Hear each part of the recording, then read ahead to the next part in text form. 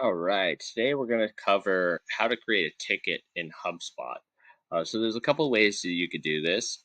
The first one being, say, if you get an email and it necessitates the creation of a ticket. Of course, you can go to the CRM tickets, and then assuming that you have a ticket pipeline ready to go, then you would hit this create ticket button. All your tickets need name, support for Samsung TV warranty, and then from there, you would need to have a status. So this status is tied to the sort of stage it's in. These are typically made to go back and forth. It's not like a deal pipeline where normally there's a linear progression.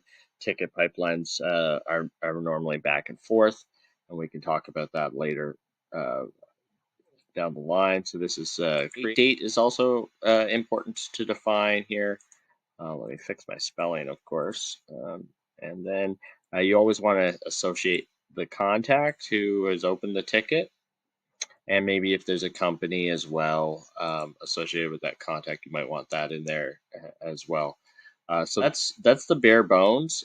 Ticket description. This is an important piece because usually it informs, okay, well, what is the issue? Why are we opening this ticket? Maybe they arrived cracked screen, DOA. Okay. So dead on arrival or what have you. And then you can select your source. Maybe it was from a phone call, a form fill, email, or chat. I'm going to say, well, this one was from a phone call. They called in, it arrived dead on arrival. And then whoever's managing that ticket would be the ticket owner. If there's a priority system, it's always a good idea to set a priority. This is a pretty high priority. We sent this TV out, it arrived dead on arrival. We need to resolve this to ensure we have a happy customer very quickly. So I'm going to set the high priority on that one. From there, I'm just going to hit create.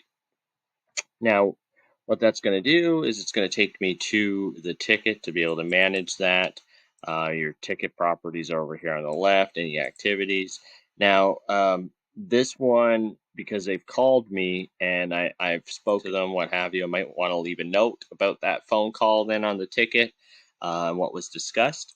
But a typical ticket pipeline, like, so if they've called me and reported the issue, now they're waiting on us to resolve that. So I'm going to, set it to waiting on us. I'm going to do my due diligence and ensure that, we get something in motion. And then when I send an email back over to the client, then I can move it back to waiting on contact. And it would bounce between waiting on contact and waiting on us until you can finally get to a resolution for the ticket to close. So this is a very basic ticketing pipeline structure where we have new tickets that can come in, and then based on who we're waiting on, if it's your company or the contact, you would bounce it between these statuses until you get to that resolution. So hopefully this helps understand how to create tickets. Now, there's also an alternative way to do this. Instead of going to that ticket pipeline, you can do this straight from a contact record as well, which is sort of the optimal way to do this. It honestly, so if there's already a contact in the system, like Emily Smith, for example, uh, over at so it's esmith at example.com. Say I wanted to create a ticket for Emily, I could come into the contact and I could just go to this ticket section over on the right hand side and I could hit add.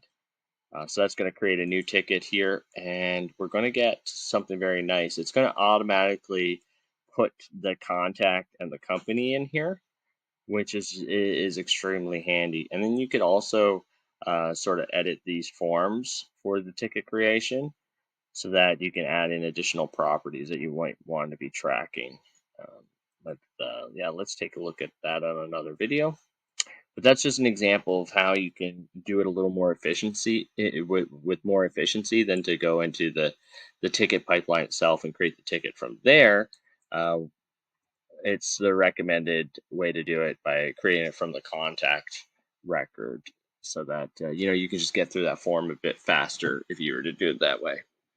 Hope this helps. Have a great rest of your day and keep on HubSpot. Thanks for watching, and keep removing those revenue roadblocks. If you want more videos like this, follow our channel for fresh, new content every day. Check out our RevOps playlist, or how about this video chosen just for you? See you next time.